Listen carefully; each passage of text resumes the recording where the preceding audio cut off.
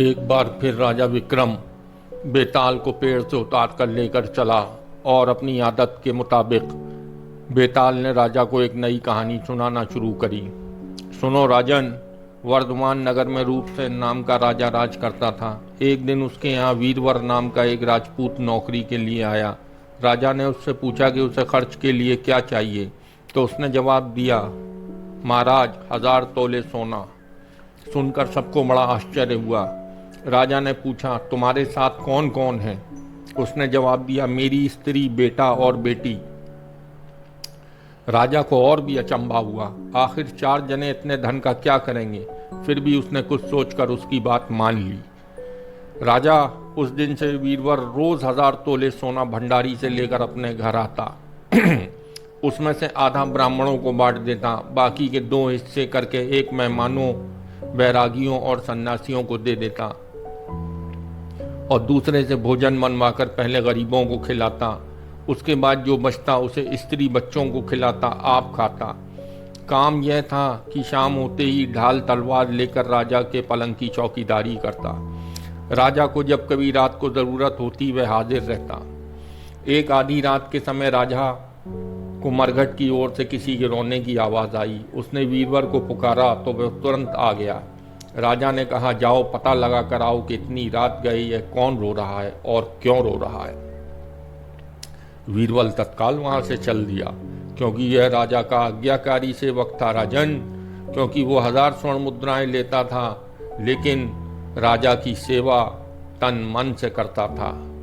वीरवर ने मरघट में जाकर देखा तो क्या देखता है कि सर से पांव तक गहनों से लदी एक स्त्री कभी नाचती, कभी कूदती और सिर पीट पीट कर कभी रोती, लेकिन उसकी आंखों से एक बूंद आंसू की नहीं निकलती।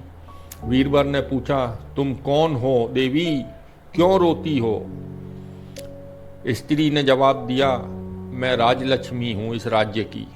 रोती इसलिए हूँ कि राजा विक्रम के घर में खोटे काम होते हैं, इसलिए वहाँ दरिद्रता का डेरा पड़ने वाला है। मैं वहाँ से चली जाऊंगी और राजा दुखी होकर 1 महीने में मर जाएगा। सुनकर वीरवर ने पूछा, हे देवी, इससे बचने का कोई उपाय है? स्त्री बोली, हाँ है। यहाँ से पूरब में 1 योजन पर एक देवी का मंदिर है। अगर तुम उस देवी पर अपने बेटे का शीश चढ़ा दो तो विपदा टल सकती है। फिर राजा 100 बरस तक बेखटके राज करेगा। वीरबल घर आया और अपनी स्त्री को जगाकर सब हाल कहा। स्त्री ने बेटे को जगाया, बेटी भी जाग पड़ी।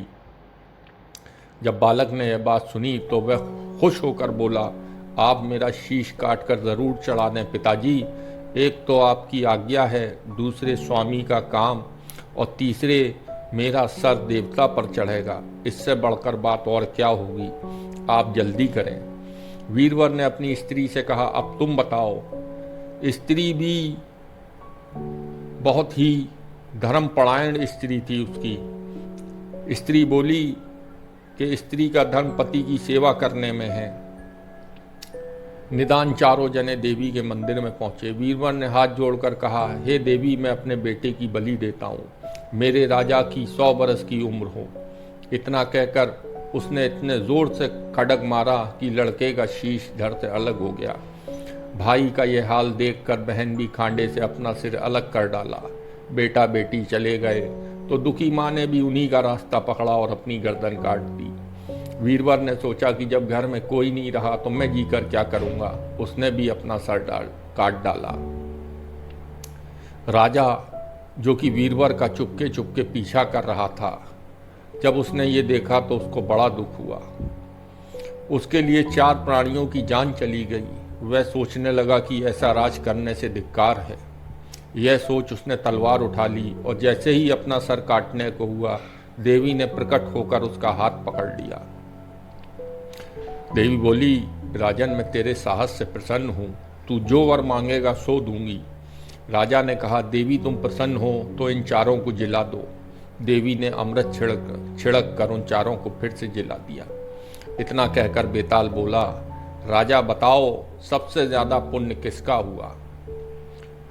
राजा फिर सोच में पड़ गया कि उत्तर दूं या ना दूं।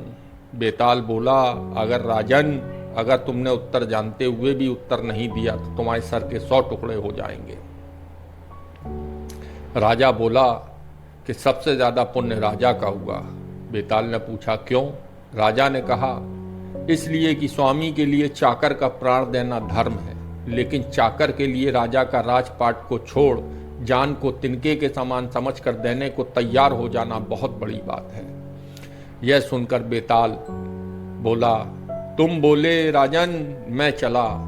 और यह बोलकर बेताल गायब हो गया और पेड़ पर जा लटका।